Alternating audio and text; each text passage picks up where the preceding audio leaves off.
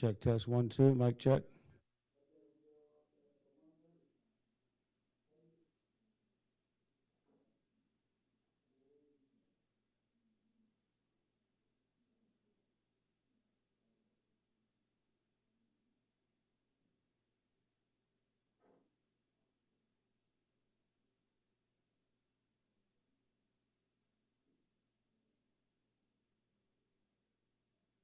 Check.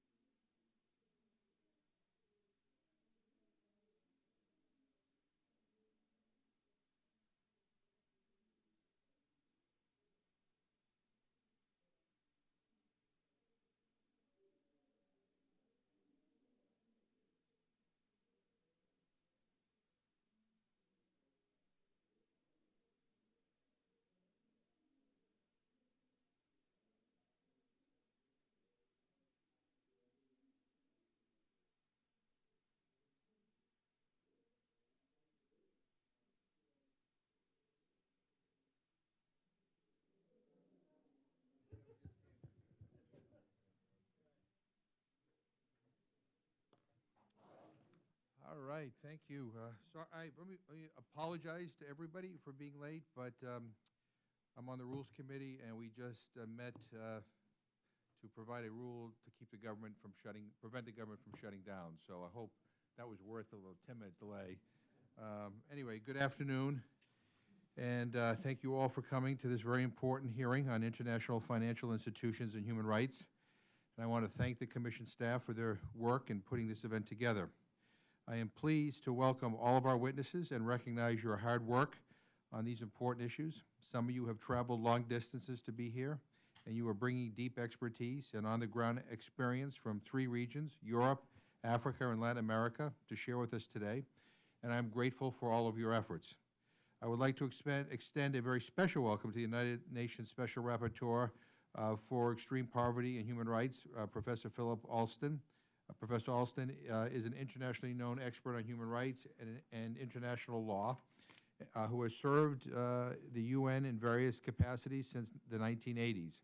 I know him as a strong advocate for economic and social rights, including the right to food that is so important for ending hunger, and we are honored by his presence here today. Every morning I get up and I listen to the news, and often it's bad. Lately it seems like that we are constantly confronted with new or worsening human rights situations and crises. Some, like Syria, Iraq, Egypt, Burma, are due to armed conflict or internal unrest or a combination of the two.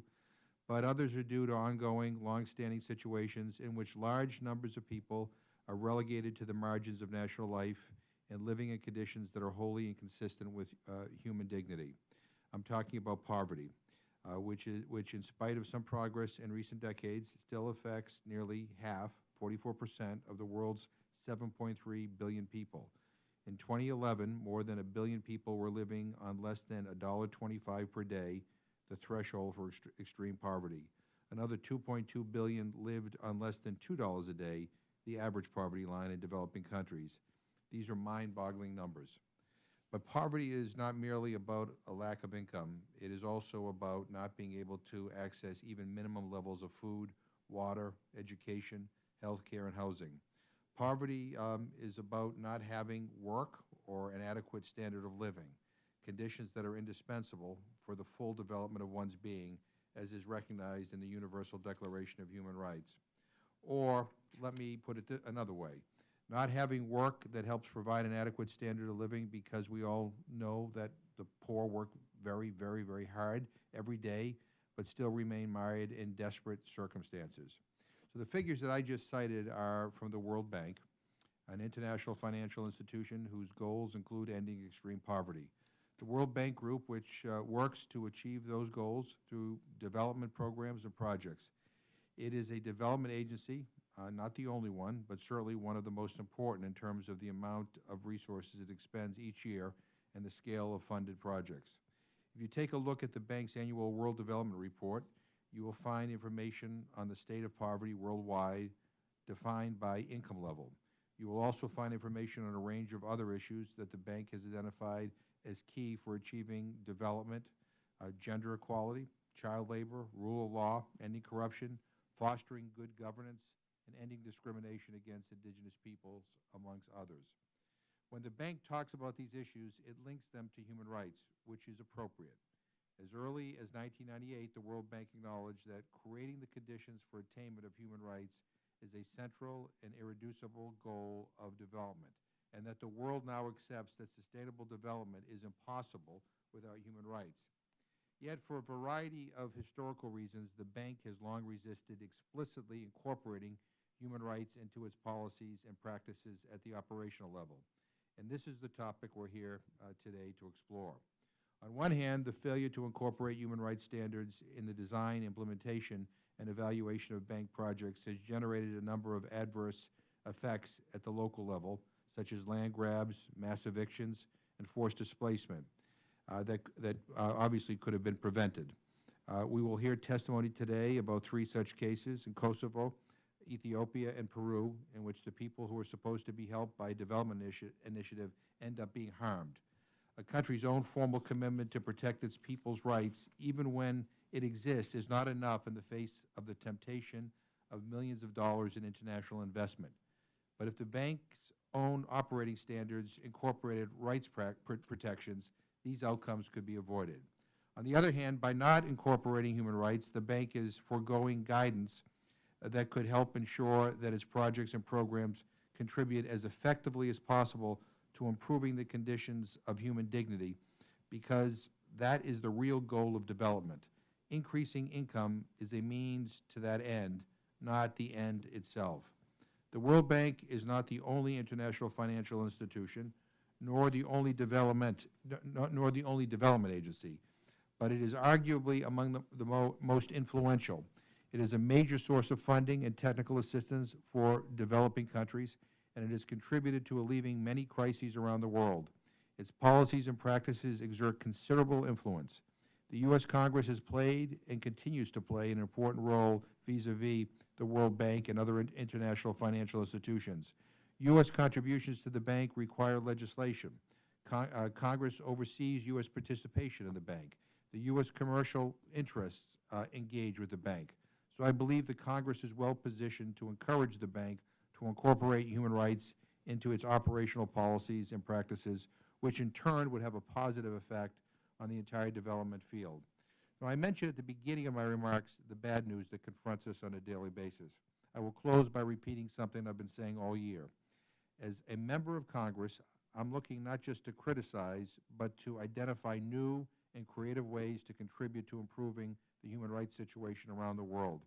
We need to understand what's gone wrong in the past and what is still going wrong today. But we especially need to focus on what to do to change things for the better future. So I very much look forward to hearing the testimonies today, and especially the recommendations for what needs to change and how the U.S. Congress can support that change. So I'm very pleased to welcome the members of our first panel who will present case studies of the negative consequences of development projects funded by the World Bank in partnership with other international financial institutions. Mr. Obang Metho, am I pronouncing that? Yeah, like Executive Director, Solidarity Movement for a New Ethiopia. Mr. Milton Sanchez, General Secretary, the Interinstitutional Platform of Selindin. Mr. Nazir Sinani, am I saying that? I'm from Massachusetts. My English is bad. So, I mean, I just wanted to, Safeguards Coordinator and Climate Change Coordinator, Bank Information Center. I thank you for your presence today. I would like to formally, I would like to formally submit the written testimonies of all the witnesses in this hearing. Mr. Metho, why don't we begin with you? And just make sure your green light is on here. Yeah, it's on now. Thank you, Mr. Chairman, for giving us this opportunity to talk about these issues. That's very, very critical. I, would like my statement to be put on a record. This is a very crucial issue that really we are talking about today. The financial institutions, especially the World Banks, was set up to help those who are the most vulnerable people, or to help the peoples, not to hurt or to harm the peoples. The example that I'm going to give today, or the talk, I am not here as an expert, but I'm here as a witness, especially speaking on behalf of the Ethiopian people who have no voice. Being an indigenous from Ethiopia, not alone, I could say that I could speak on behalf of whole Ethiopian. Organizations that I run is a social justice of diverse Ethiopian. And it's on social justice that based on principles. And that principle is to have an Ethiopia where our humanity come before anything else. An Ethiopia that where justice and the well-being of Ethiopians are all protected. In other words, no one will be free until we are all free. With that in mind, the example that I'm going to use is start almost, I would say that in 2008. In 2008, the Ethiopian government evicted a local people from their lands. I think that you mentioned on your statements. In around 2008, there were food shortage around the world, and there were people who were protesting, looking, for food. And some of the investors realized that investing in food will be the most needed. And so what happened was they realized that we have almost, in the next few years, we'll have 9 billion people, and these people need food to be fed. And they went looking for a more fertile land. And where do you find the lands?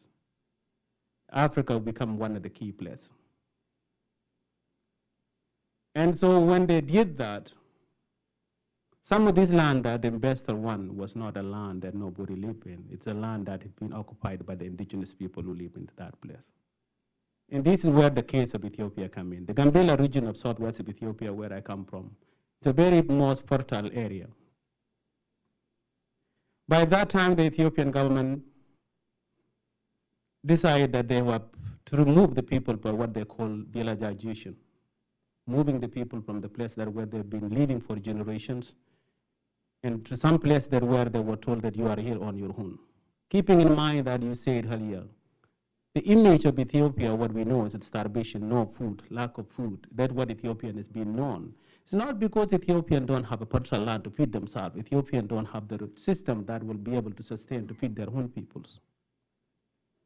So these Ethiopians that were evicted from the land, these was not people who depend on food aid. These was people that who use the land to feed their families. I'm one example of those. I was not raised by the income that had been brought from the office. I was raised from the income that come from the land. To me, the land is my identity, my culture, my value. And when you take a land away from me, then you take away my future, my livelihood. To me, it's not a land grab, it is a life grab. So when the local people were evicted from Gambela regions in southwest of Ethiopia, at that time there was a study that which was done with Auckland Institute. What we found was 78% of the land grabber are domestic local peoples, 22 almost that from abroad. And based on that, the Human Rights Watch and others, when they studied, they found that the local people who had been displaced from their land, especially the indigenous Anuak people, was evicted by the money that which was given by the World Bank, PBS. And then by that time, the local Anuak that, requested, and thanks to the Congress that, a few years back, the Congress has introduced and to make sure that the World Bank is accountable to have inspection panels where the World Bank will be able to investigate what's going on with themselves. So these local people then, submitted appeals. And thanks to those appeal committee and the inspection panel went to Ethiopia. They interviewed the local people. Those Anuak who were, left Ethiopia, in Kenya, in South Sudan, they went there.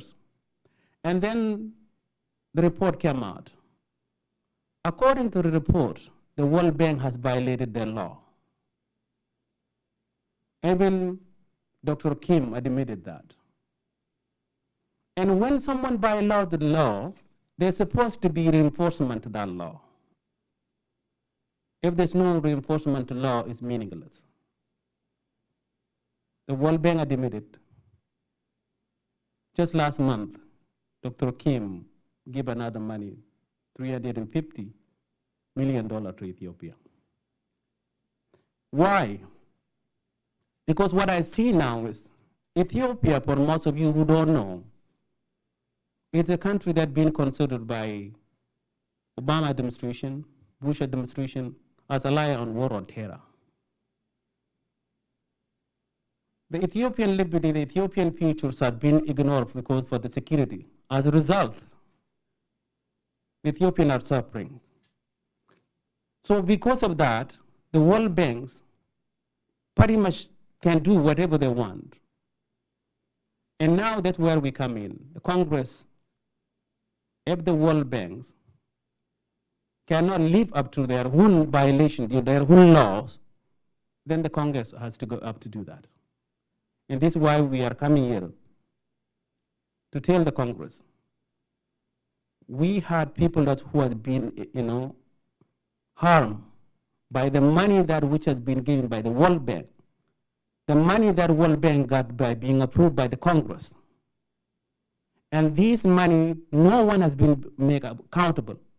Transparency, accountability is non-existent. So in other words, in Ethiopia, this is a country that where they passed a law, Charity Proclamation Bill. In Ethiopia, civil society is non-existent. Journalists are being put in jail.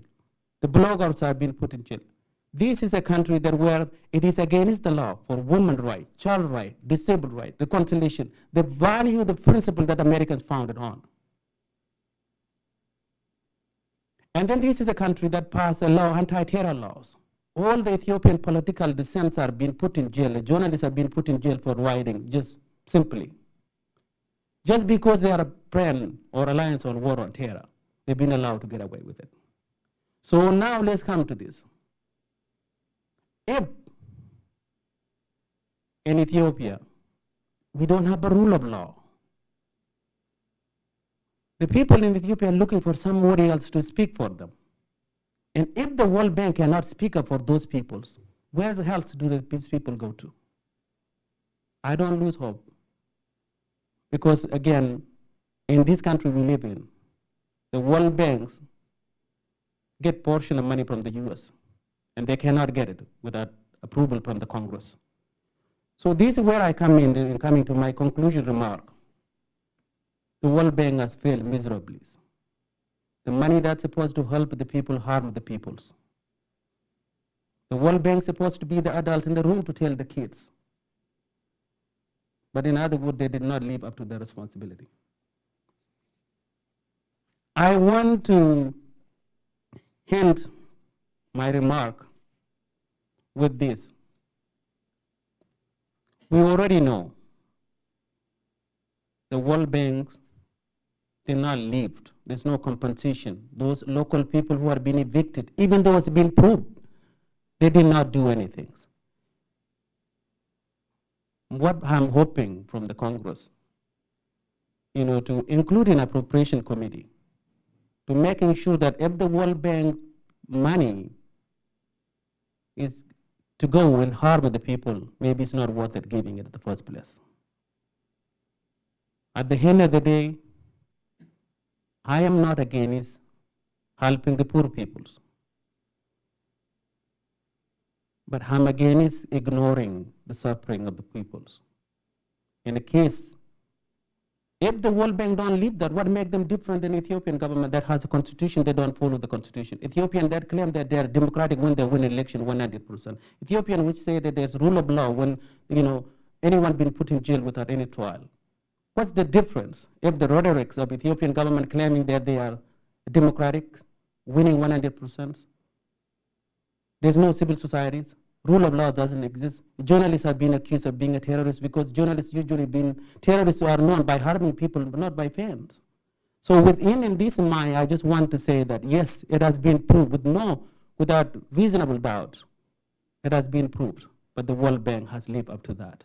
And I hope that the Congress will live up to their responsibility. At the end of the day, our humanity has no boundaries. The suffering that which is being done by those governments should not get away with it because they are an alliance on war on terror. US can have it both ways. To have a government that respected the Ethiopian people, have the rule of law, and have a government that really can protect the national interest of the US. In the long run, all of us have responsibility for the well-being of those who are vulnerable, who cannot speak for themselves. Thank you. Thank you very much. Mr. Sanchez?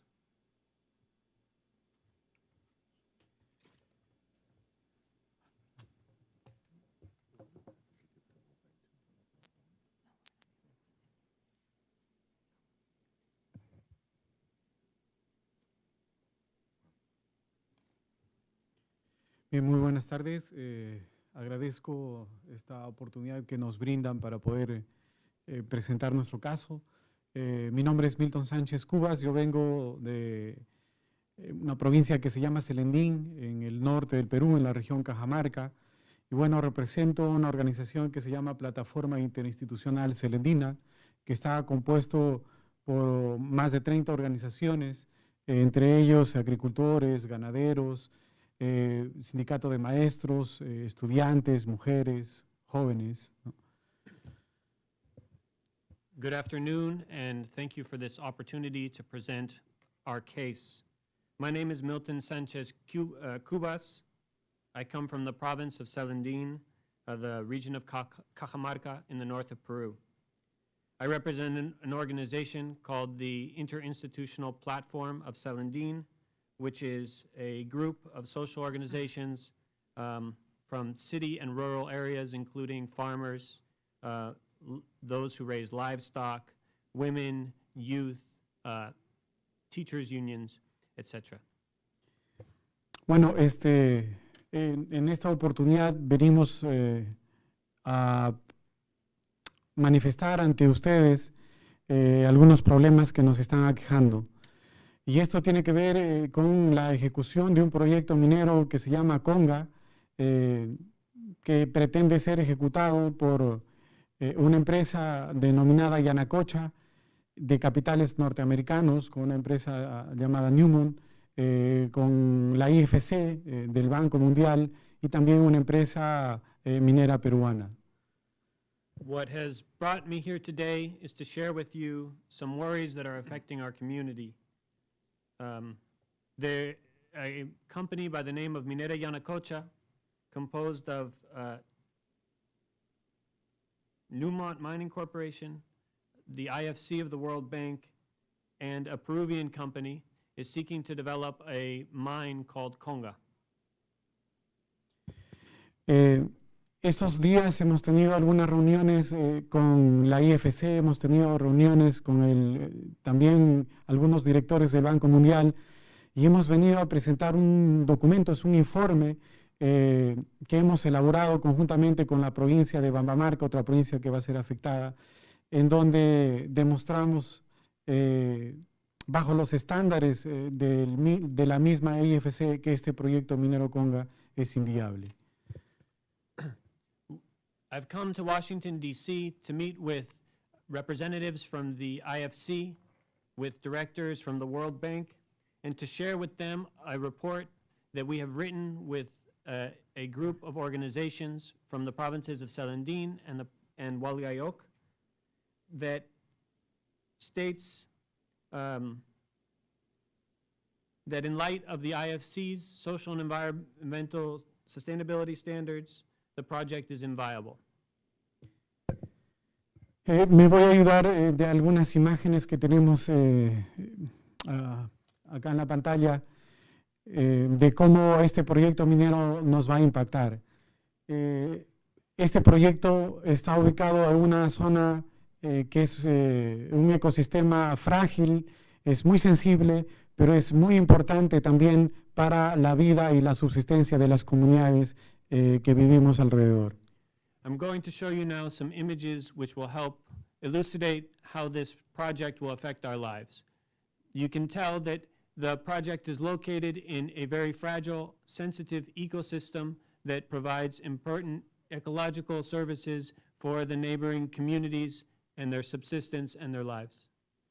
Bueno, en esta zona es donde se pretende hacer el proyecto minero y en esta zona es donde nacen 5 ríos que abastecen de agua para la agricultura, la ganadería y para el consumo humano. In this area, they intend on building the mining project, and it's the headwaters of 5 rivers that provide water to communities for agriculture, animal husbandry, and human consumption. Bueno, el proyecto minero contempla destruir 4 lagunas para poder sacar oro, para poder sacar plata y para poder sacar también cobre. The project intends on destroying 4 Andean mountain lakes so that it can extract gold and copper and silver. Pero también este proyecto consiste en generar y en depositar millones de toneladas de relaves mineros tóxicos, así como también de desmontes que serían ubicados en estas zonas donde están nuestras lagunas y donde nacen nuestros ríos.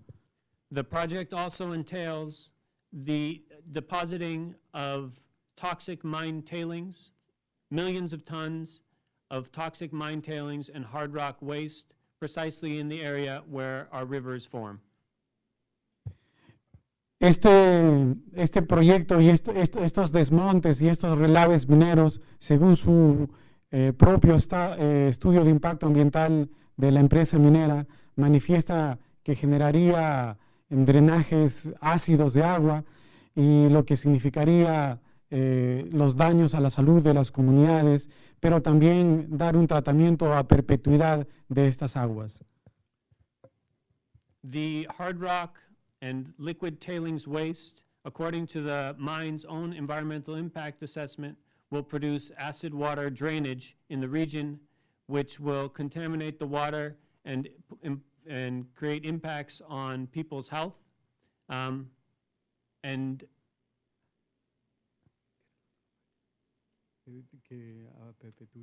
will require the treatment of water in perpetuity.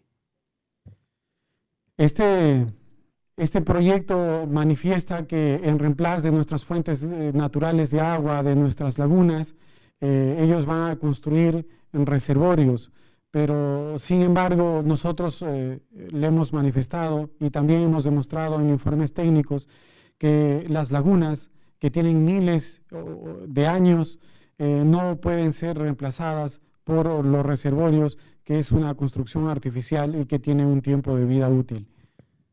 The company proposes to replace the lost water resources with man-made reservoirs. But we've manifested and we've stated through technical studies that you cannot replace a mountain lake, a natural mountain lake that's been around for thousands of years with an artificial reservoir which has a limited lifespan. Bueno, nuestras preocupaciones respecto a este proyecto minero no solo se basan en algunos o en varios informes técnicos que hemos realizado en Cajamarca, sino también se basa en lo que ha venido ocurriendo en Cajamarca. Our concerns about this project are based not only in the technical studies that we've conducted, but also in our experience with the company and its mining projects in Cajamarca. En Cajamarca ya son cerca de 23 años que vienen operando, ofrecieron con estos proyectos mineros sacarnos de la pobreza, pero sin embargo ya han pasado muchos años de la extracción de minerales y nuestra región ahora, en vez de sacarnos de la pobreza, ha retrocedido. Ahora somos la región más pobre del país, es decir, el proyecto minero no nos sacó de la pobreza. The mine, when it entered, promised that it would take us out of poverty, but in practice, the opposite has occurred. We've actually gone back, and we are now the poorest region in the country. Y también nuestras preocupaciones se basan en los antecedentes de esta misma empresa, ¿no? Acá tenemos una fotografía de una de las lagunas en donde la empresa minera empezó a operar en los años 90 y es una imagen similar a las lagunas que nosotros tenemos en Selendín, y vamos a mostrar a continuación cómo ha quedado después de 23 años de minería en Cajamarca. Our concerns are also based on the environmental impacts of the Yanacocha mine in Cajamarca. Here we are looking at a photograph of the Yanacocha Lake in 1992, and in the next slide we'll show you how the mine, what the lake looks like today. Bueno, esto es lo que ha ocurrido en Cajamarca y esto es lo que pretenden también realizar nuevamente en estas zonas en donde para nosotros, como repito, el agua es importante y es un medio prácticamente de subsistencia. This is what has happened in Cajamarca, and particularly with the water, which is a resource that is important for our subsistence. Bueno, la empresa minera Yanacocha, bueno, es una fotografía de la empresa minera por dentro, pero tenemos también que, a pesar de que la empresa minera ha destruido también lagunas, pero también ha destruido ríos, y tenemos acá una imagen de cómo ahora nacen los ríos, ¿no? En tubos que salen de la mina, que antes nacían en las lagunas, que antes nacían en humedales, que antes nacían en ojos de agua, ¿no? I've mentioned that the mine has destroyed our lakes, but it's also destroyed our rivers. And here is a photograph of a river that was once formed and born in the wetlands and in the mountain lakes, and then now it's born in the pipelines that come from the mine. Numerosos estudios también en Cajamarca están demostrando que el agua de los ríos tiene metales pesados sobre los límites máximos permisibles, y principalmente es el arsénico, es el plomo y es el cadmio que tiene precisamente esta agua, y eso se viene acumulando en el organismo de las comunidades que se ven afectadas por este problema. There's also been diverse studies that have shown that the rivers are contaminated with heavy metals exceeding the maximum permissible limits, specifically lead, cadmium, and arsenic, and these chemicals enter the human body where they stay. Estas aguas contaminadas de la empresa minera lo que ha venido ocasionando es también la muerte de los animales, producto de estas aguas contaminadas, como lo podemos apreciar en las imágenes. These contaminated waters have resulted in the death of animals.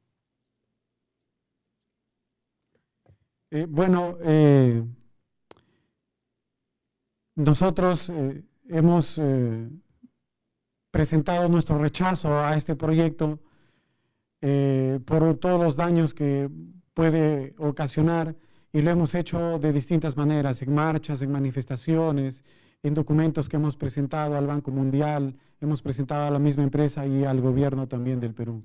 We have repeated our rejection of this project in numerous ways, including through demonstrations, marches, and letters that we've submitted to the World Bank, the Peruvian government, and the company Newmont. Y lo que nosotros hemos recibido es prácticamente la militarización de nuestras comunidades, pero también la represión y también la criminalización de la protesta, ¿no?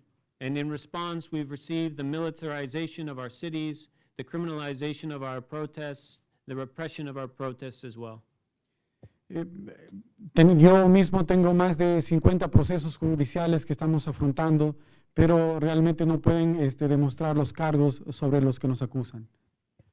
I personally have been accused of crimes over 50 times, but in none of these cases have they been able to demonstrate any proof of any wrongdoing.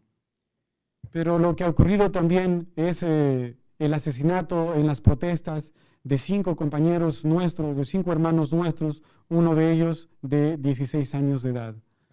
But what is worse is for those of us who have been protesting and were killed during protests, including 5 individuals who were killed, and one of which was a minor.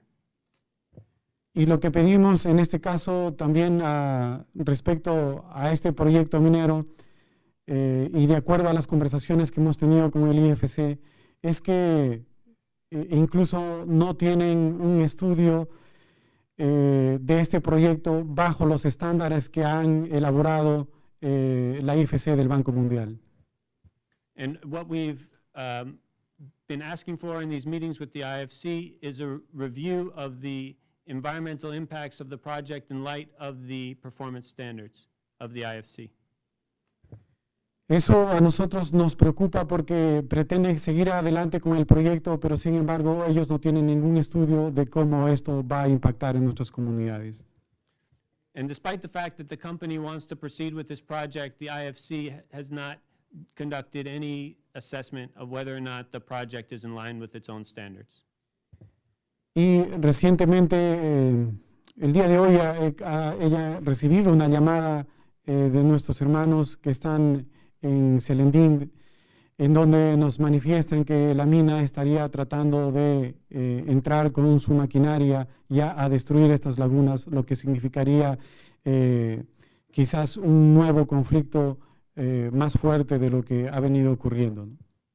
And just today, I received a phone call from my brothers in Selendín who reported that the mining company is seeking to encroach upon the lakes with their machinery with the intent of destroying the lakes, which could produce a social conflict even greater than what we've seen before. Bueno, eso es lo que hemos querido manifestarles y agradezco por habernos escuchado. This is what we came here to tell you, and I thank you for listening to us. Thank you so much, Mr. Chairman. It's a great pleasure to be here and have this opportunity to address you and everyone else. Yeah. So I would also like to thank everyone involved with the work here at the Commission, the staff, for really doing extraordinary work in unearthing different stories that bring to light, you know, the breach of basic human rights in World Bank related projects, but not just the World Bank, it's the other IFIs as well. And that way you help a lot in bringing the voice of those who don't have a voice at the global stage. And we're really grateful from that perspective. Mr. Chairman, I'm a Kosovo citizen. I was born in a small town called Podujev. I was raised there my whole life as well. And this town is just 15 miles away from a large lignite or a coal-based mine, which produces coal for Kosovo's two coal-based power plants that today produce 98% of all the electricity for the country. And the Kosovo government right now is trying to build a third coal-based power plant in the country to meet the country's future demand by basically adding more coal to the system.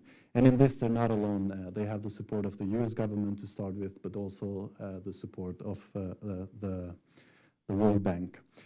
What this project really involves is resettlement, and resettlement that has already happened, and I wouldn't even call it resettlement, it's forced evictions that has happened, and resettlement that is due to happen amongst the community that lives in a small village called Hade, but also other surrounding villages as well.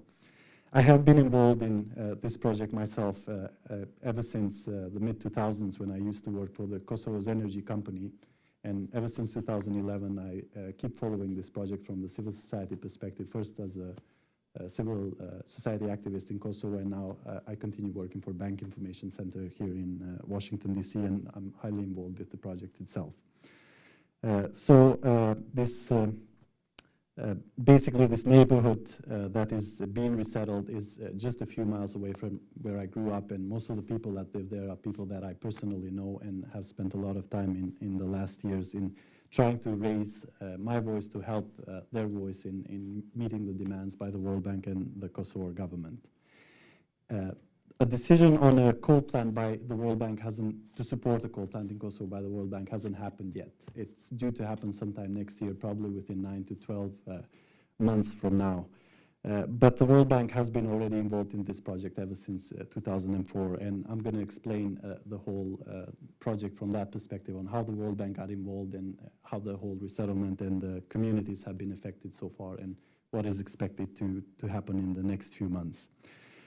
So what really this project is about is producing more electricity for a country based on coal, and that means expanding the existing coal mines. It is expected that 7,000 people will be resettled in order to make way for the mine to be operationalized, basically. And this mine lies just 7 miles outside Kosovo's capital city, Pristina.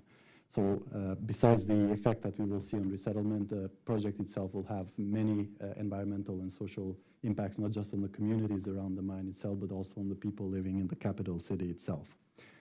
And the resettlement, as I said, has already happened. There's been forced evictions that have already happened in 2004 when there was, in the current existing mines, there was a landslide. So the governing bodies at that time, which was the UN administration and also our government itself, did enforce an emergency evacuation from the area, which saw many hundreds of people actually resettled from this place.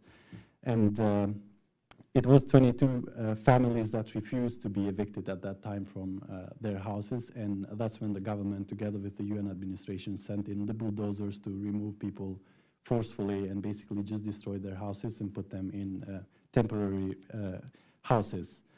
And all of this happened in between May and June 2005, the forced evictions. While the World Bank in 2004, amid all this plan to resettle the people from Hade, basically, sent a two-man inspection team to Kosovo to see how the whole resettlement was handled. And this team at that time did recognize that the government's emergency procedure approach to involuntary resettlement was unacceptable and non-compliant with bank policies. It was in 2004 when they decided to provide technical assistance to Kosovo to basically develop legislation that was in line with bank policies on resettlement. It took them 9 years to produce two legislative pieces on this. One was a resettlement framework for the country, and another one was an appropriations law. And both of these policies are actually, to our surprise and shock, are not in line with the World Bank policy on resettlement itself. What happened out of this process is that they developed a resettlement framework, as I said, which is not the most commonly and doesn't constitute a good practice today in the world to start with, and it's not the most commonly used tool to resettle people in such large infrastructure projects. What is used is called the Resettlement Action Plan, basically, that is developed to deal with these kind of situations. And the difference between the two is that the framework only has 13 elements that deal with the protection of the people who will be resettled, whereas the Resettlement Action Plan has a total of 59 elements that are very specific and very more detailed and offer more protections for the resettled people. And basically in Kosovo, the World Bank invested for 9 years to produce two legislative pieces to produce legislation that's not in line with their policies itself, which is one of the first problems that we see in this project where the World Bank is involved. And goes without saying, these whole policies have resulted, in the situation where the Hade villages are today. And I will have to go back again to the year 2004 and 2005. That's where the UN administration and the Kosovo government declared the whole area around the mine a special interest zone, which meant that even for the people who hadn't been resettled, whatever they build from that time, they were first told that they will be resettled at a point to make way for the new mine. They were not told when that's going to happen. And the second thing, they were told whatever they build from that moment on, they wouldn't be compensated for because they've been already told that they had to settle from there.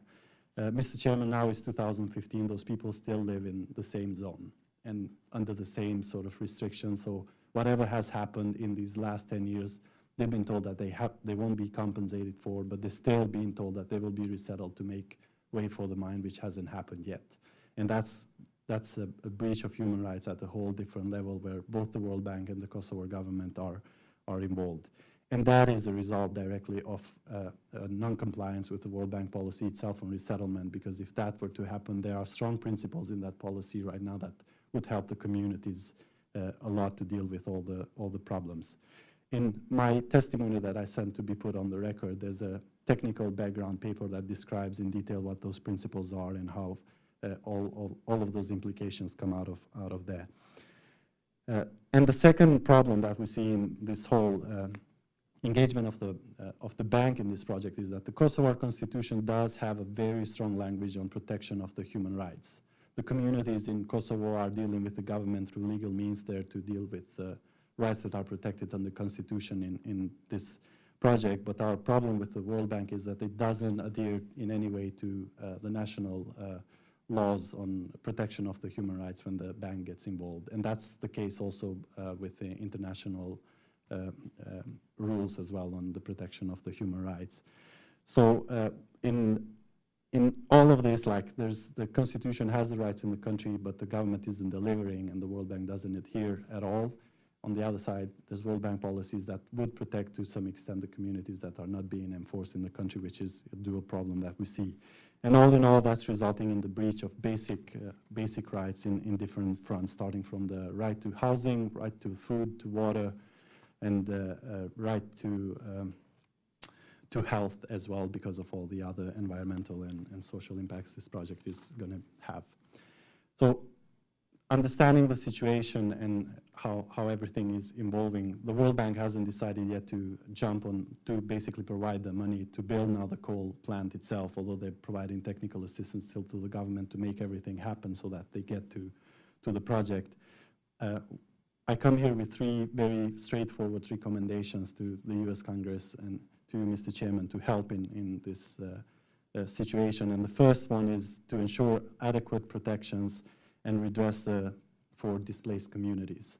So there are policies in place at the World Bank that deal with resettlement, so we want those to be enforced. We want that to see happen, and Kosovo isn't the only place where the World Bank has done a lot of harm in dealing with resettlement.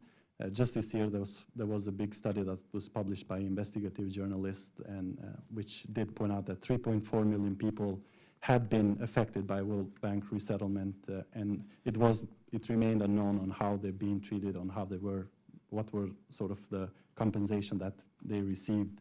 So it's a huge problem, and this problem itself was also then put into light by the internal watchdog of the World Bank itself that put a report on the matter. And the president of the World Bank did react with an action plan that is very insufficient and doesn't really address all the issues that have identified in all these problems. From that light, we do request from the US government to request from President Jim Kim of the bank and the US government a thorough plan to address the serious problems identified in the bank's resettlement practices to start with. And such a plan should ensure redress for harms already caused, as in Kosovo. And to this end, the bank must urgently address the ongoing unfair treatment of hundreds of families in Hade village in Kosovo. The second recommendation is very straightforward: respect for human rights. As I said, Kosovo government has strong policies on protection of the human rights, but the World Bank doesn't recognize no request from its borrowing countries the protection of the rights in its projects. The World Bank currently is reviewing its environmental and social policies, and this represents a huge opportunity for the US Congress to push the World Bank to include and address human rights in its policies, and that's our second request, that you reach out to them and demand that this happens at this time. And the third thing comes out of the principles on resettlement itself that the World Bank has in its own policies, and one of those principles is that whenever you get involved into a project, consider alternatives. Coal is a bad option for Kosovo because 98% of electricity is already produced by coal in that country, and that makes Kosovo the most polluted country in Europe right now because of burning all the fossil fuels. If you add more coal at this time, then you would lock Kosovo in burning coal for another 40 years, and that's going to continue having more impacts, environmental and social impacts on the Kosovo citizens. As I said, the support isn't coming just from the World Bank. The US government is also supportive of having a third coal plant in Kosovo. So from that perspective, we do demand and request that the US government drops this support, and we would be grateful if you could reach out to the US government and to President Jim Kim to look into alternatives for Kosovo and move away from coal and all the bad impacts that this project is going to have in my country.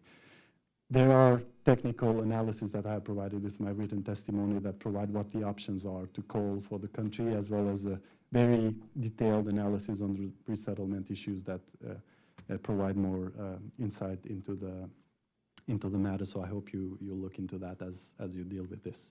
So thank you very much for your attention. Well, let me thank all three of you for your testimony, and let me say at the outset that this commission will work with you on the specifics in each of your countries. So the staff is happy to work with you to figure out how we can follow up, whether it's with our government or whether it's with the World Bank, on some of the specifics that you outlined in your testimony. Because this is more than just about taking testimony. I mean, we want to be helpful and constructive to some of the issues that you outlined. So I just want to make sure that you know that that's a standing offer, and we're happy to follow up on all the things that you mentioned here today. And the beepers that you're hearing in the background is a vote. So I'll have to leave a little while and come back. But just so you know, we're not being cleared out of this room. It's just there's a vote going on. You know, I'm trying to understand. I mean, when the World Bank gets involved in projects like the ones that you all outlined,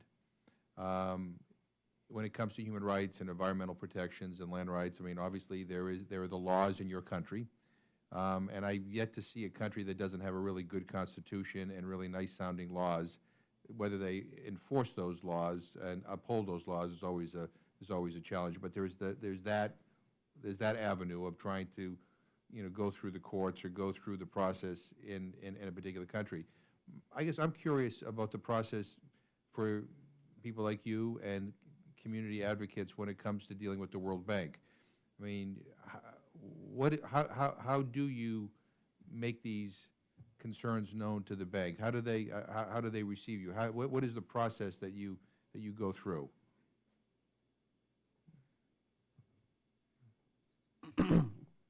Did they listen to you? That's, I guess. Yes, you know, as I was saying, that an example of Ethiopia, for instance, there's a local people that who submit a complaint telling the World Bank that according to the World Bank, there's a law that, you know, if your money is being given to someone, and that money does harm to the people, the World Banks, not the countries, but the World Bank have a responsibility. Right. And this is something which was really the work of Congress, you know, that put the World Bank to make the World Bank accountable.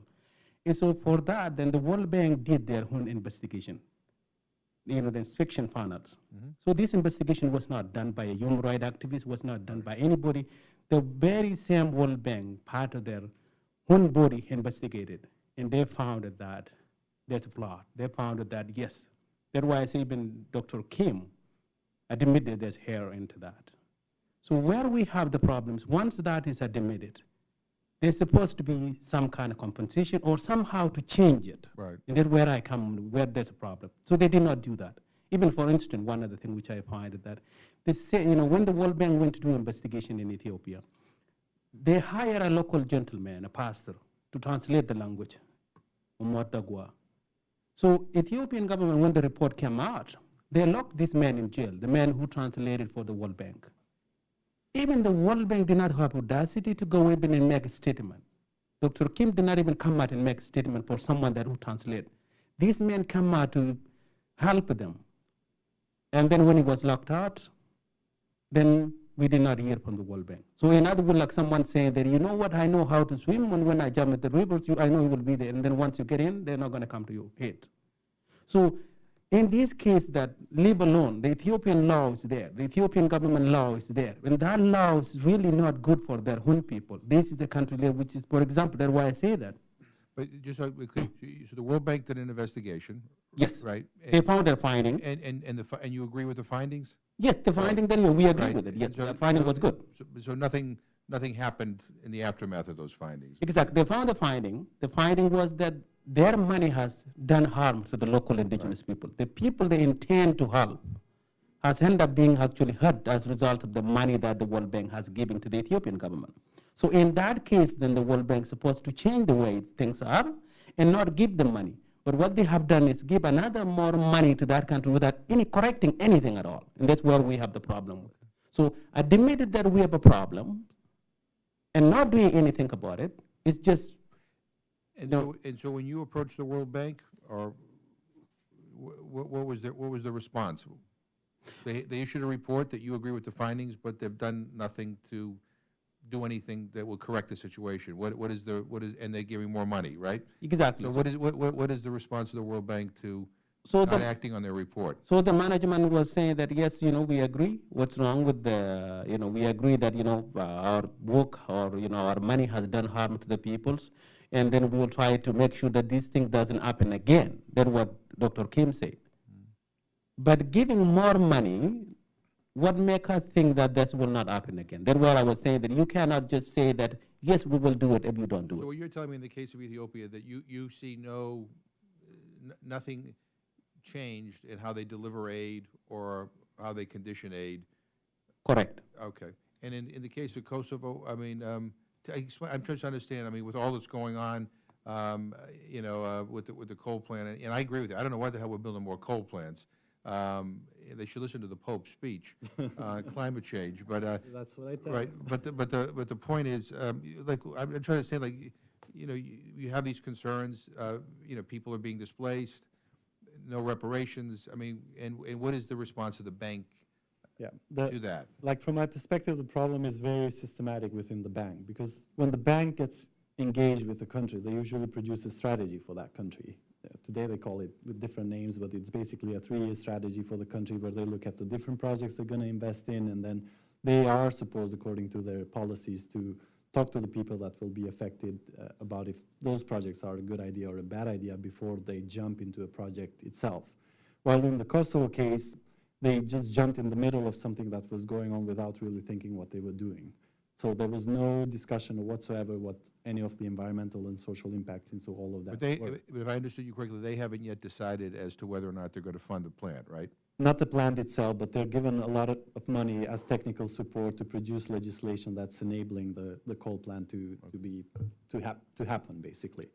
But so that's one of the problems. Like, they jumped just in the middle of something that was going on, and when they did that, of course, they did talk to civil society, and they did hire survey companies to go and talk to the communities and get their, you know, their thoughts and demands in place. But they've been put into paper, but nothing. They don't act on them. First, because they say there's still no project from their perspective. There's still no coal project. And what they mean with that is before they can vote on a project, before they decide to give the money itself, they don't consider it a project already, despite being involved in technical support of all sorts in the country itself. And because of that, they basically say, whatever demands you bring to us at this point, we cannot meet them because we don't have a project that's going on.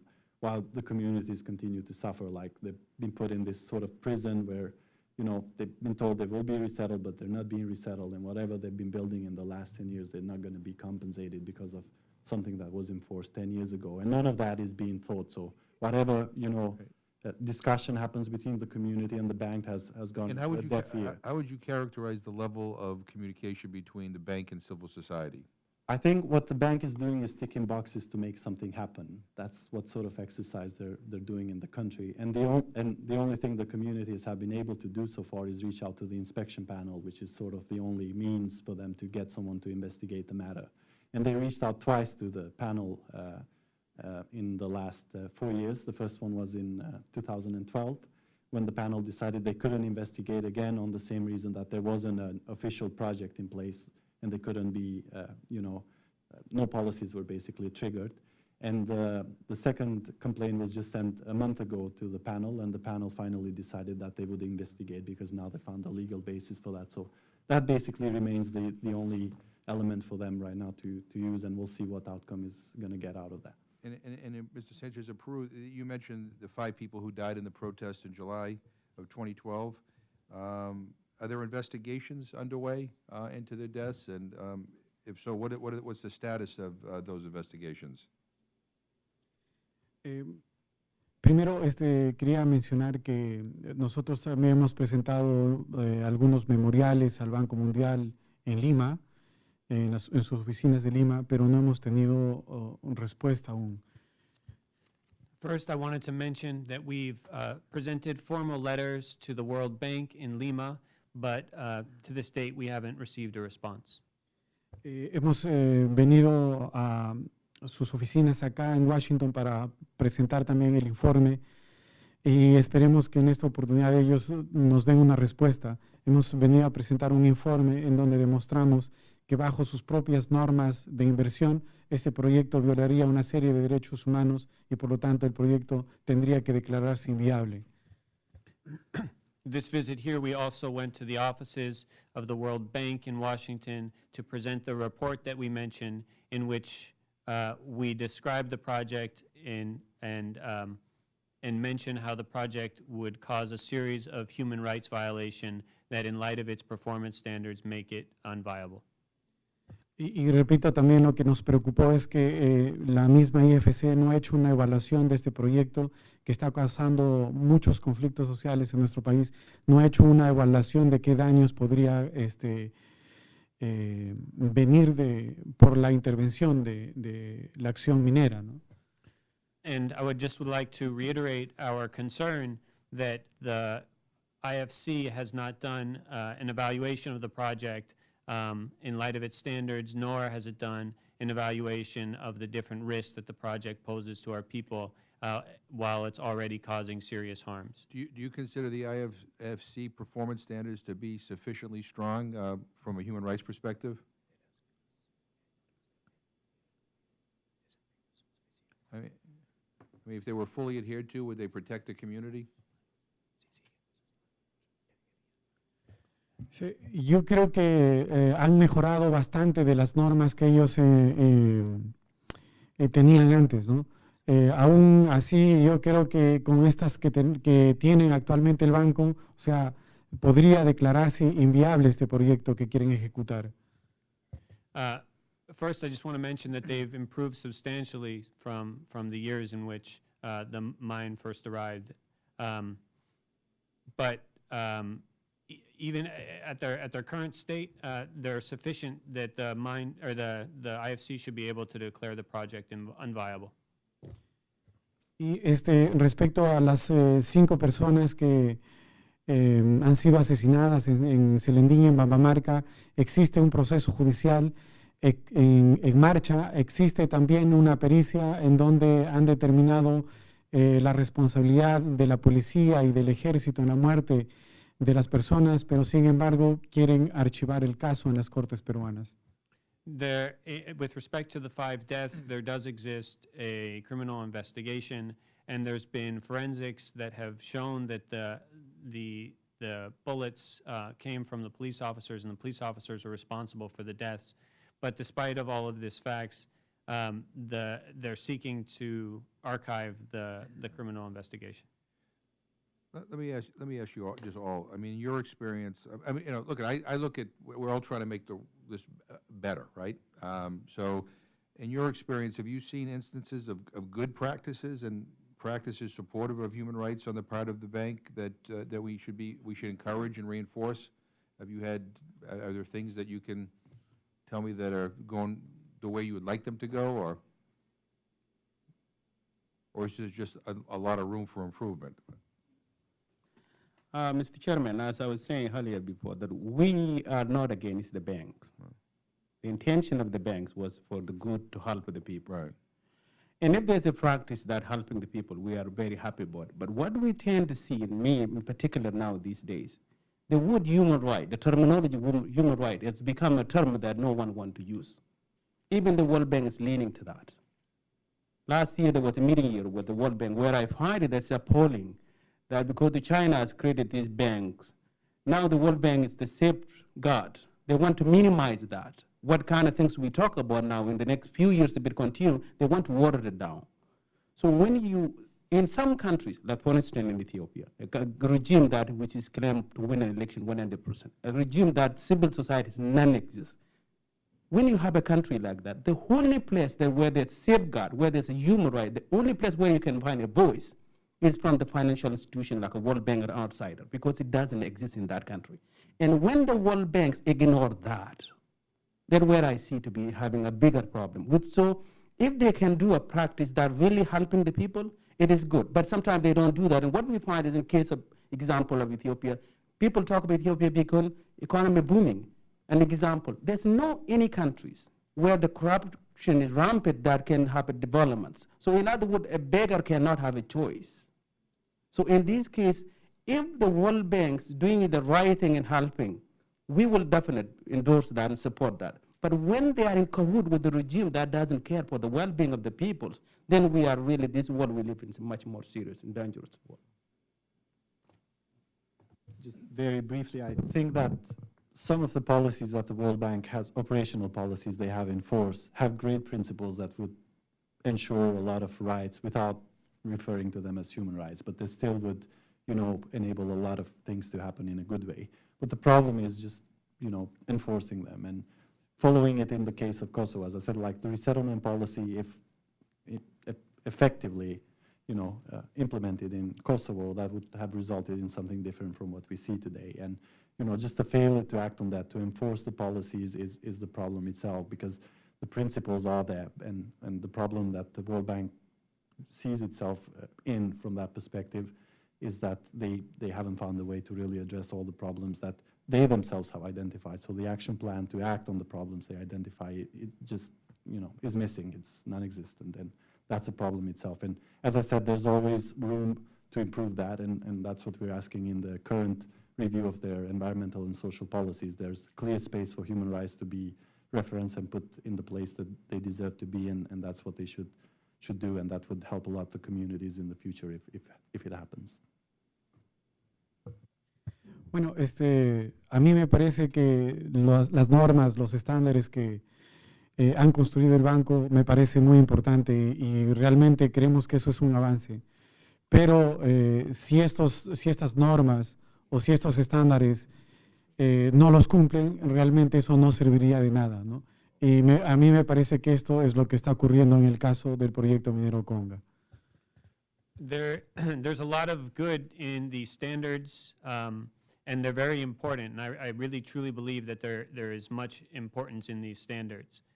But if the standards are not enforced, then they don't amount to anything. And I believe that is exactly what's happening with respect to the Conga project. So I'm going to go vote, and so what I'm going to suggest is that during our brief little intermission here, that the commission staff we get reacquainted with all of you, and we figure out what our assignments are on the specific cases, in Ethiopia, Kosovo, or, in Peru, and how we can be of assistance.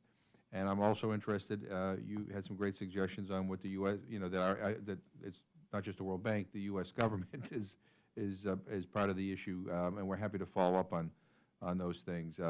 And look, I hope you will stay in touch with us on concrete ways to make this better. I mean, look, we, the whole point of this is to try to alleviate some of the poverty and some of the inequality in the world, and help people who are struggling. And if it's not doing that, then we got to figure out how to do it better. And so I appreciate very much all of you being here.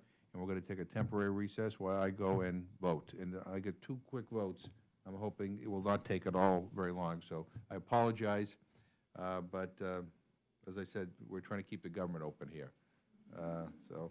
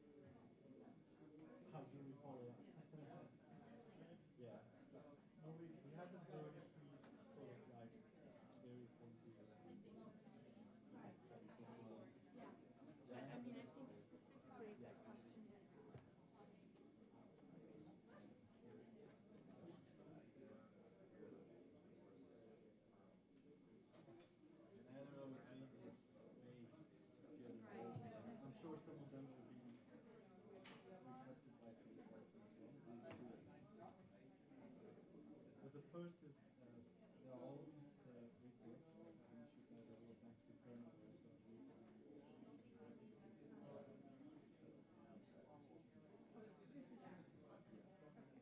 So that's the first one. There was an action plan that was produced by the bank.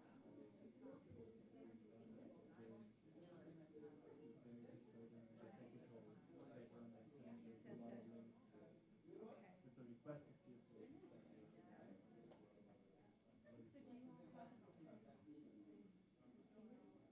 we don't have an action plan from our perspective. I don't know if it's said like just in terms of I think what would matter is bank something identified by the bank itself.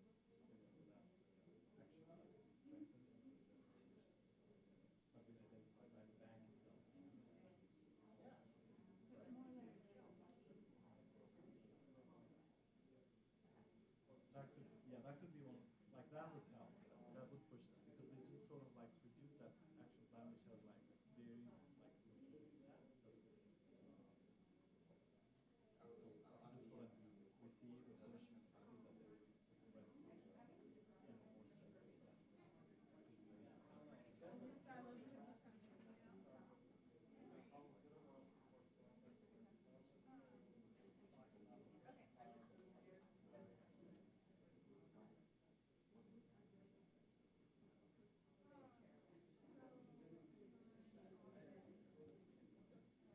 well, the country itself, and that request does relate to addresses. And that's I attached the third annex, which is the complaint section that we didn't know, but they're very straightforward. People want to be resettled and not live any longer in this prison.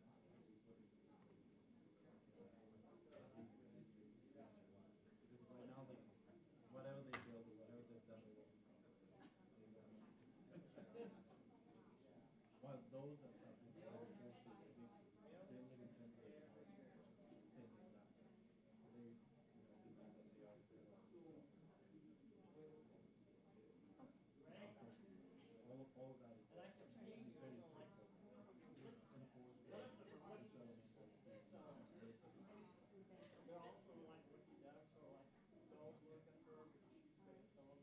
is very straightforward. Just enforce the resettlement and I think on the second one, World Bank is reviewing specific language.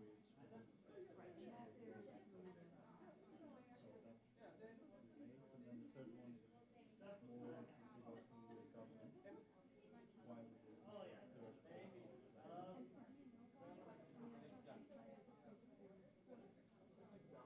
yeah, so I did provide a link to the Treasury letter, which is the US, that's a quote. March. I'm taking the Congress for water. Republicans don't need water. Financing construction of new efficiencies on the and it was published in a leak actually in the New York Times.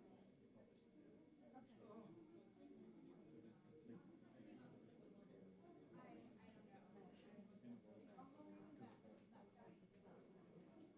stuff and the demand there is just look at the alternatives. We have an alternative plan which is called the annex situation, which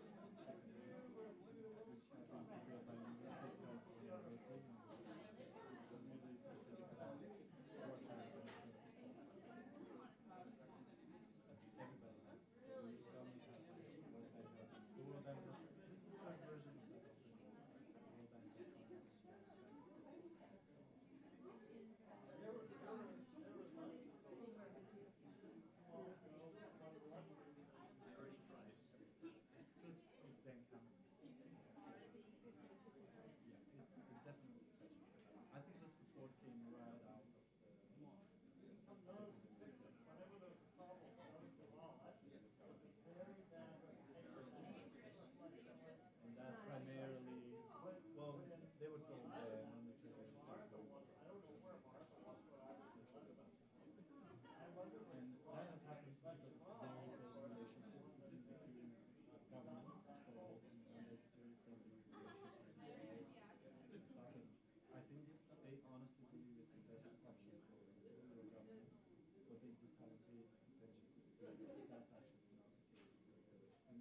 for the Kosovo government.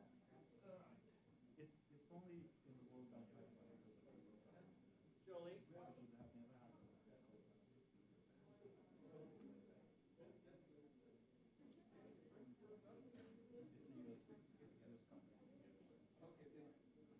It's not yet building. Negotiations are going on the contract. Let me know if I can help. There's a lot of links I've sent them. You can do directly as well.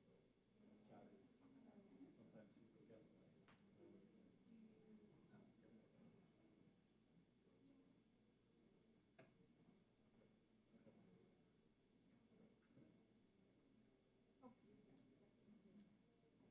Like I travel back and forth.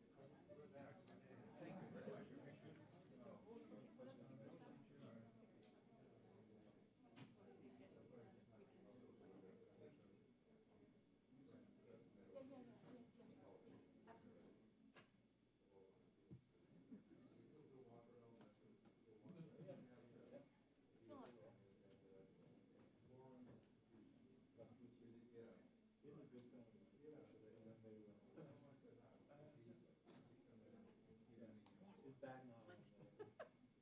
Root business in New York, so he's not spending a lot of time. Tell him I said hi. Thank you. So, who's this? One person? Yes, it's just Bob. And there's some questions. Go ahead. Was that okay?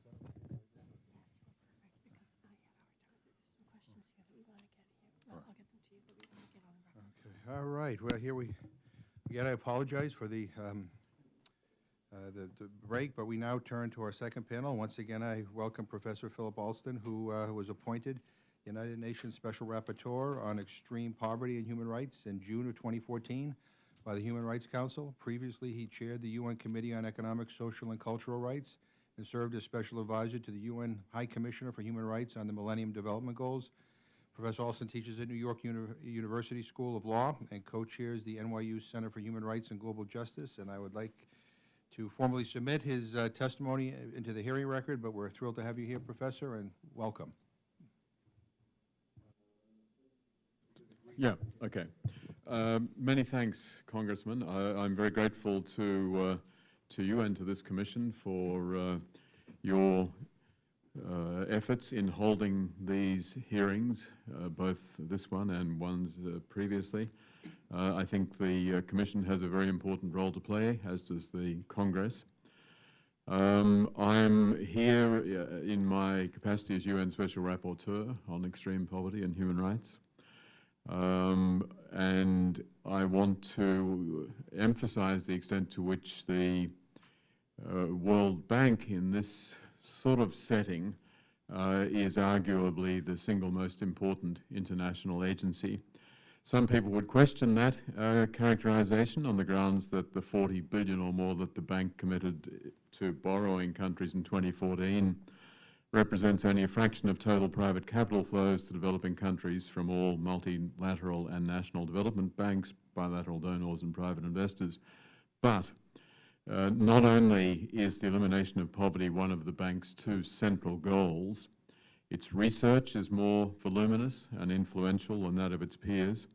It remains the key standard setter in many areas, and its knowledge and expertise are often crucial.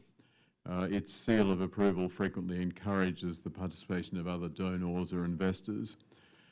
So the bank does, in my view, still have a preeminent position. That position is being challenged by the emergence in 2015 of two new major multilateral development banks. The new development bank set up under the BRICS and the Asian Infrastructure Investment Bank. The World Bank has been depicted by some of its critics as being dominated by the United States and its allies, but the new banks, on the other hand, are being championed by China. The NDB presents itself officially on its website as an alternative to the existing US-dominated World Bank and IMF. Notwithstanding spirited denials by its leadership, the World Bank is under pressure to change in order to be able to compete more effectively with the new banks. And it's sometimes suggested this is one of the reasons why it's not keen to engage substantively with human rights. In a report that I'll be presenting next month to the UN General Assembly, I argue that the bank's policies on human rights are inconsistent and even incoherent. I argue, in fact, that the bank doesn't have a single human rights policy. It has quite a range of them, but in the area that counts most, which is its real project and program lending, the bank is actually a human rights-free zone. In its operational policies in particular, I say in my report, it treats human rights more like an infectious disease than universal values and obligations. The biggest single obstacle to moving forward to a more constructive approach is the anachronistic and inconsistent interpretation of the political prohibition contained in the Articles of Agreement of the bank. This 1945 document is interpreted as saying that the bank is unable to engage meaningfully with the international human rights framework or to assist member countries in complying with their own human rights obligations. That inhibits the bank's ability to take adequate account of the political economy aspects of its work within countries and contradicts and undermines the consistent recognition by the international community of the integral relationship between human rights and development. It also prevents the bank from putting into practice much of its own policy research and analysis, which actually points to the indispensability of certain human rights dimensions in many core development issues. In my view, the bank's current approach can be boiled down to the following propositions. A, pay lip service to human rights in official settings, because there are no consequences for doing that. B, acknowledge the theoretical significance of human rights in studies and analyses of issues in relation to which they are incontestably relevant. Gender equality, to give an example. C, ensure that, as a general rule, the bank does not engage with any aspect of human rights in its actual operations and lending. And D, be prepared to make exceptions when political imperatives require it, even if that involves a high level of inconsistency. I want to emphasize, despite the sort of stories that we've heard earlier today, which really obviously raise very major problems, that I believe the World Bank is an organization that has immense potential to do good in the world. I believe it has done immense good in the world in the past in many areas. I don't wish to denigrate it. I don't wish to tarnish its reputation. But I do believe firmly that the bank is effectively shooting itself in the foot by insisting on a policy approach that seeks to insulate itself from human rights standards and norms and acts as though these are matters that should be considered entirely independent of the bank's own work. The real challenge, of course, is to think constructively about how things might change. In my report to the UN next month, I canvass a number of recommendations. I'd like to recount those here, but to emphasize that they're directed more to the bank than to the US and especially the Congress as such. The struggle for the integration of human rights into the work of the World Bank and other international financial institutions has been long and not always successful, but I have faith in the willingness and ability of this Congress to act on an issue that has such enormous implications for the future of development.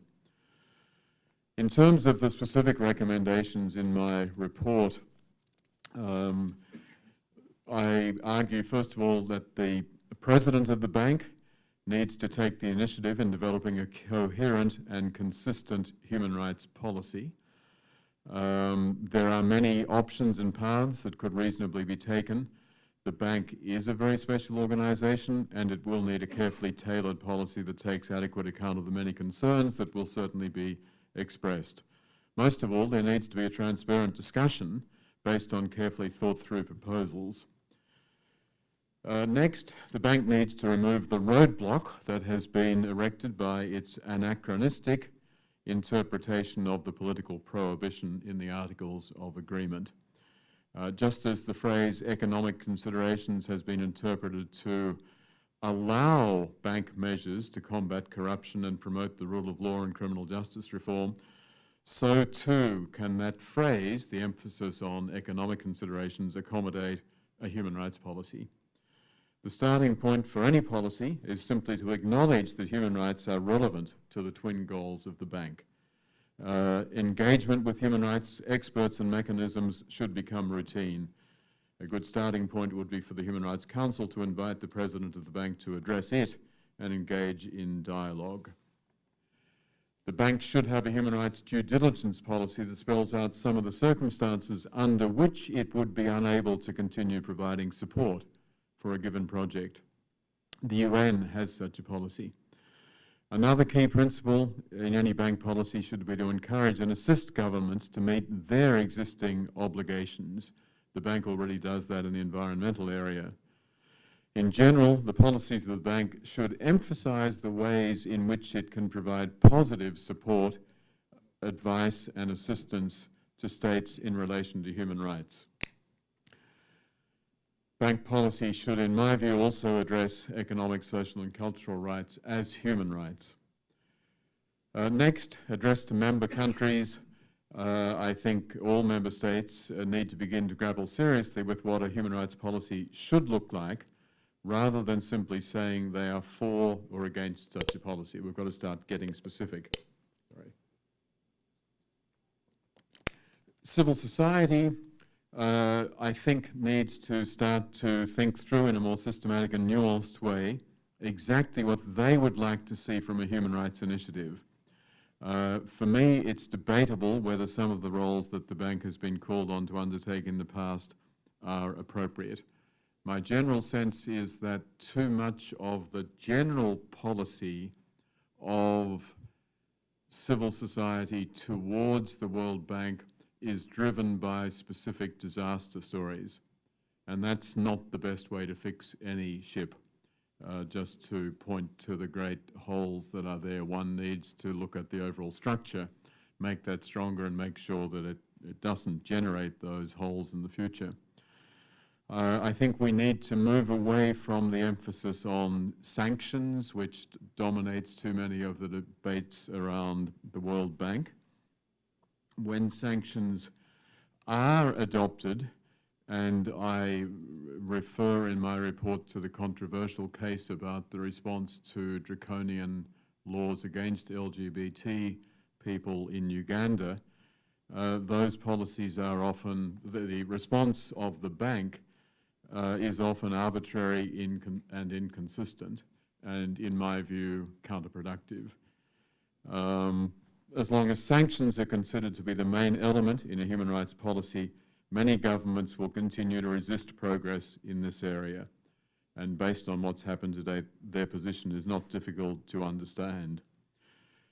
Finally, I just emphasize, as I said before, that what the bank does is going to be very relevant in terms of the approach adopted by these new development banks that are coming onto the scene. So that is yet another reason why we need to pay more attention to trying to get the bank itself to develop a constructive human rights policy. Thank you. Well, thank you very much, and I appreciate your testimony and the report as well. You know, the World Bank commits many billions of dollars per year on projects that are aimed to improve service delivery in borrowing countries, including in the areas of healthcare, education, and water and sanitation. the bank has often stated that it enhances the enjoyment of human rights of people in these countries because it works because they're improving access to goods and services, and more generally by lifting people out of poverty. So I guess my question is, why is it necessary for the bank to refer to the rights, refer the right to health, the right to education, or the right to water in the context of projects in those areas? In other words, if the bank is trying to do good by improving service delivery, why is there a need for a reference to a human rights framework? So I think that's an excellent question. I think it's the leading question in a way. What difference does it make? And the bank will often say, look, you don't understand. Everything we do promotes human rights. We're on the same page. You just speak a different language from us. We're economists, you're lawyers, you get obsessed with this sort of language, so why does it make a difference? For me, it makes an enormous difference. I would take one of the areas that you've given, if you take, for example, education, which is an area, or water, areas in which the bank works very extensively, is the key player. It makes a huge difference if your policies are premised on the existence of a right to education versus a general policy that we will do our best to enhance opportunities. In this country, there is what I would characterize as right to education legislation in virtually every state constitution. The state shall provide education. It is therefore a right of the citizens. Much can flow from that. We wouldn't put up with a policy in the United States where where I live, the government of New York would say, we're going to do our darndest to provide good educational opportunities. We're going to have a huge number of programs, and that really should satisfy you. The state of New York has a right to education. Donald Trump has said that, you know. Well, yeah.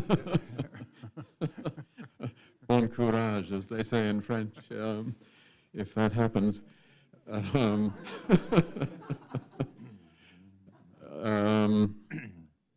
But I think it does make a very big difference. It brings in an acknowledged framework. When we talk about the right to education, we know what we're talking about. Right. We've spelled that out in some detail.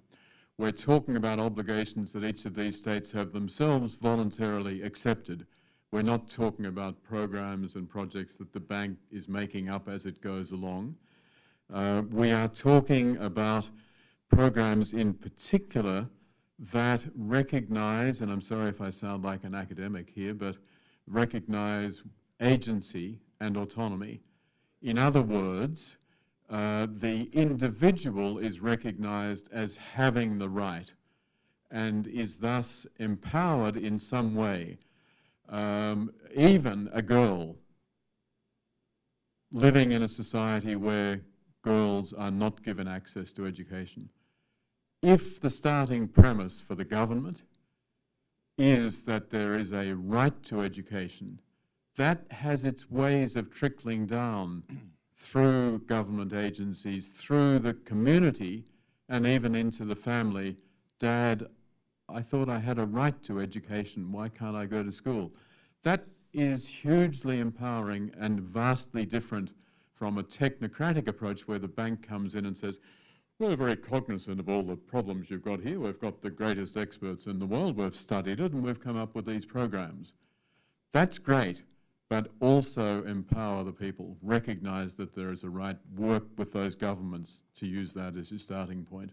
So you teach international law and international human rights, and the World Bank has often invoked a legal argument to explain why it cannot integrate human rights into its operations. The World Bank's articles of agreement contain a so-called political prohibition that forbids the bank to interfere in the political affairs of its members and only allows it to take economic considerations into account.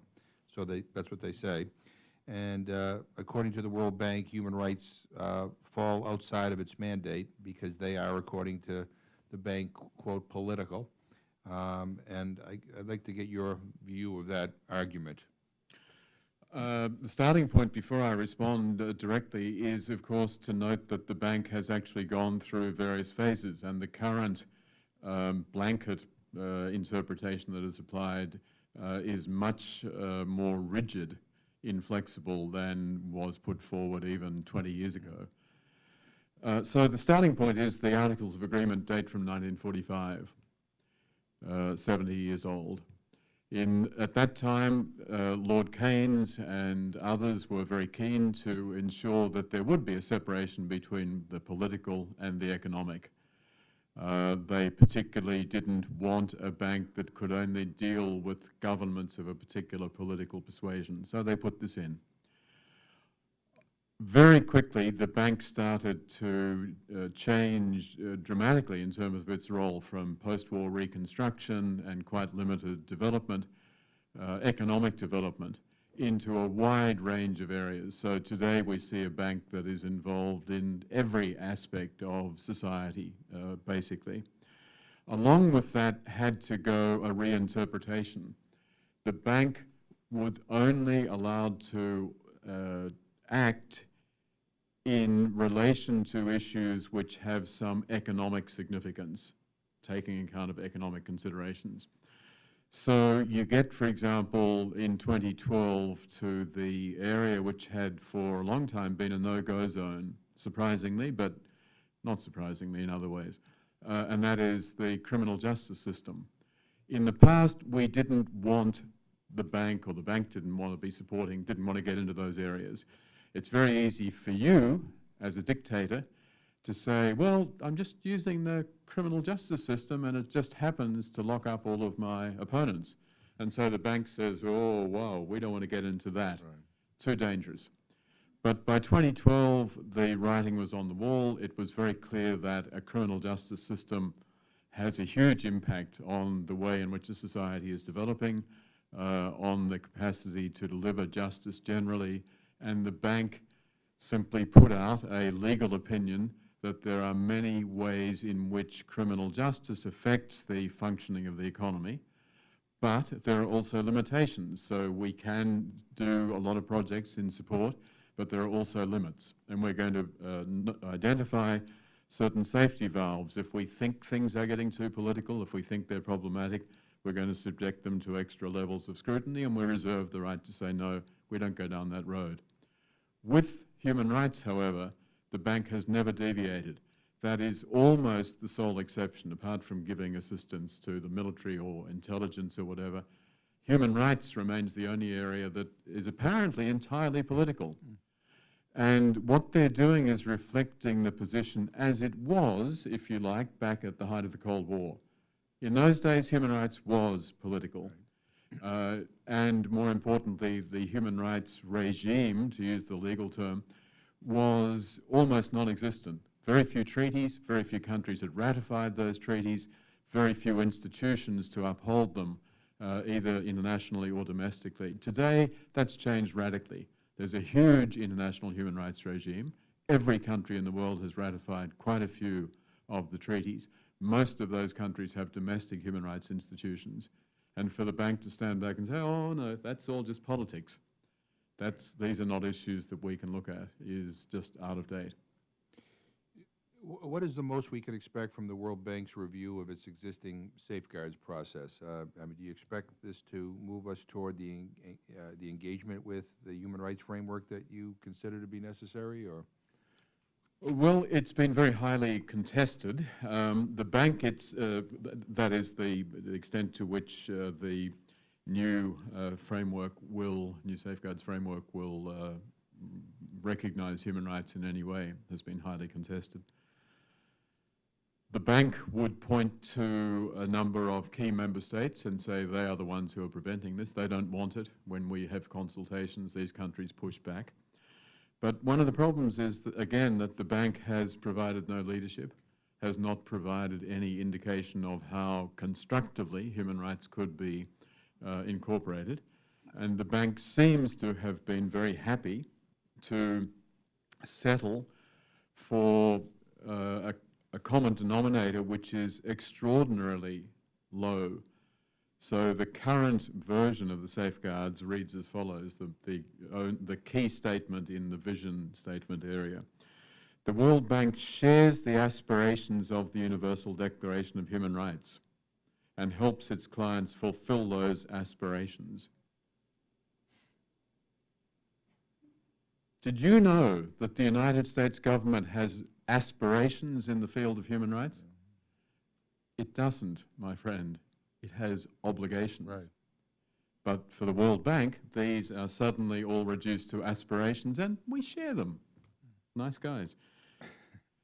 To help ensure development effectiveness, the World Bank intends to maintain, in a manner consistent with its Articles of Agreement, the promotion of such an approach in the design and implementation of the development projects that it supports. This is classic taking away with one hand what you've given with the other. In other words, yeah, we're going to take account of human rights, but subject to the Articles of Agreement. Yeah. But we've interpreted the Articles of Agreement unilaterally as forbidding us from taking account of human rights. So in other words, where things stand, the safeguards are an example of the bank as a human rights-free zone for me. Yeah, you know, you know, listening to our previous panel and listening to you as well, and knowing what I know about the World Bank, it always has been a puzzlement to me why there's been such a reluctance to understand the importance of human rights in the success of what their investment may be. You know, I had a discussion the other day with some people on this USAID program called Feed the Future.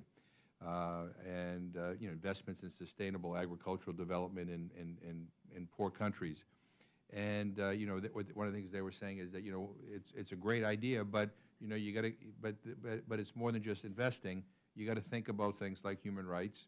You have to think about things like land rights, because if we invest in a community and a project to help, you know, people be able to, you know, grow things and sustain the community, only to have, once it gets up and running, to have somebody come in and say, I'm throwing you off the land, I own it, then it's a big waste of money. It all falls apart. And so that these things really, you can't compartmentalize human rights when it comes to you know, investing in projects or in communities, because it's an important part of whether they're going to be successful. Those people in Kosovo who are being displaced, you know, without getting reparations, I mean, yeah, you may be building a coal plant at the end of the day, but look at all the destruction and poverty you left in the wake. And you know, whether it's in Ethiopia or whether it's in Peru, I mean, it's just, I mean, and again, I'm not a banker, but if you know, but I know a little bit about development, and it's supposed to be about lifting everybody up, not just, you know, and not putting people down. And so it's just always been kind of a puzzle to me that there's been such a reluctance. And I also think that, you know, countries right now in the world that are in upheaval are countries where rights are not respected.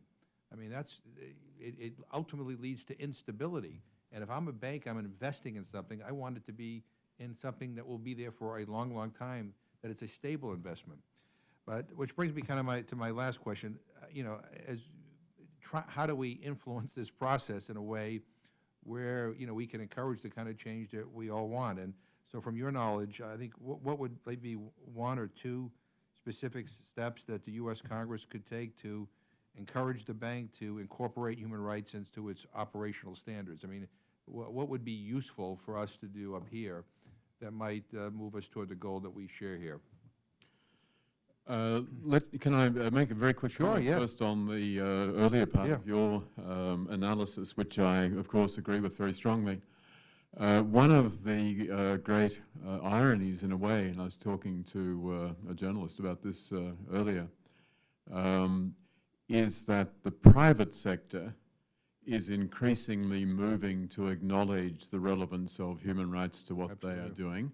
They, of course, are resisting taking on major human rights obligations because they're corporations, but for reasons of prudence, for reasons of good management and so on, they are increasingly taking account of human rights, engaging in the human rights framework, endorsing the United Nations guiding principles on business and human rights, and so on.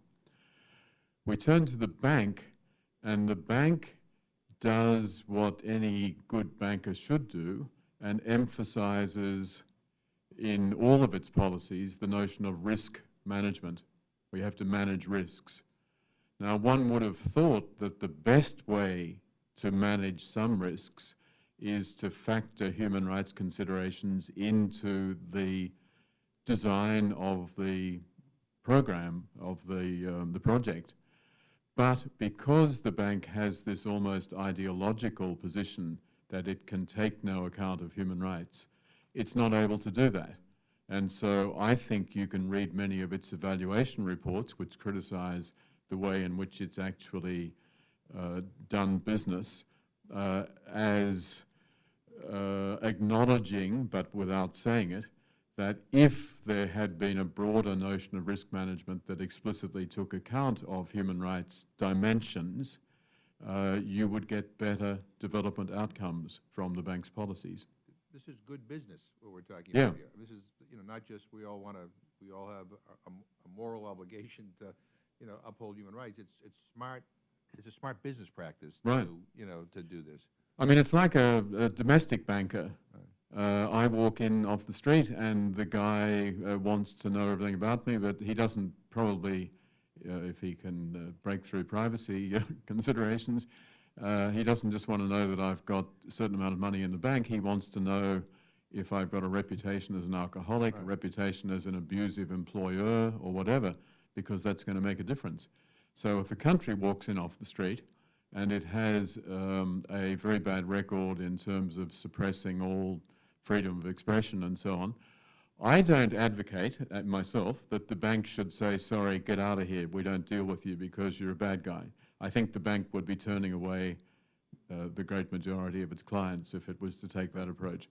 But what the bank should do, in my view, is to say, you've got a pretty bad record in terms of press freedom, in terms of freedom of association. So the question is, how can I develop or shape this particular project and program in such a way that it's not simply going to fail because there's no real feedback, there's no participation by the community and so on. So, give me some suggestions of how we can get around that issue, because otherwise, as I look at the environment in which this investment would be required, it's going to fail. Right. So back to the US Congress, I would like to come back to you, I think, with perhaps more elaborate suggestions, if it's not too late at some stage. But my general sense, and I don't know how to formulate this, as I said earlier, I think that there needs to be a strong encouragement for the bank to develop a constructive and nuanced human rights policy that would permeate all of its operations. And by that, I don't mean a rigid, inflexible policy that calls for it to withdraw from investments and withdraw from countries. I mean a constructive and nuanced policy that enables it to work out where taking account of human rights considerations can best promote the objectives that it's working towards, can best facilitate its efforts, and ideally be employed right at the outset. Right. And so when I sit and listen to these disaster stories that are presented to us earlier, I ask myself, if this had been a more effective upfront process, where going into the original design phase involved looking at the potential human rights risks, looking at the potential ways human rights could mitigate, perhaps you would have had a much better outcome. And the second thing I wonder about, the United States has played a very positive role in the past in relation to IDA replenishment debates. In the IDA context, the countries of the North that are the contributors have a particular role and responsibility. The United States has ensured that in the last 2 rounds of IDA, there has been a strong focus on gender equality and on climate change, and I think that's been very productive. There's a new IDA replenishment debate coming up 18, and I think it would be very appropriate if human rights were to be the theme there. I'd be happy to try to work with representatives of this committee or of the Congress generally, and even with the World Bank to work out or to discuss what that might look like. That would be helpful, because I think what you know, again, not being an expert on you know, what the appropriate language would be, because I agree with you. I mean, it has to be somewhat nuanced. I mean, you know, can't be rigid to the point that it's unworkable. But as I'm listening to the stories on the previous panel, I mean, you had 5 people killed in Peru, you know, as they were talking about this project, and I'm just curious, where does that fit into the calculation as to whether or not a project will be funded, you know, or the displacement of people, you know, or you know, or a government crackdown on people. You know, there has to be, and I, you know, and that's what I was asking the previous panel. Sometimes I wonder whether the conversation is too much between the bank and the government, and not enough between the bank, the government, and civil society, or the people who live in the neighborhood, or the people who are going to be directly affected by the project. But you know, if I would love to stay in touch with you about, you know, appeals that we can make directly to the bank, and about, you know, potential legislative fixes or ideas that that might help, you know, kind of move us in a direction that's more constructive. And but I think your point about it has to be carefully designed so that we don't basically make it impossible for the bank to do business with any country in the world, including our own. You know, look at, I always tell people, you know, the United States, you know, we're not perfect. Some of my colleagues would contest that. Contest that, but we're not. Even on the human right, and even in our own development policies, you know, I mean,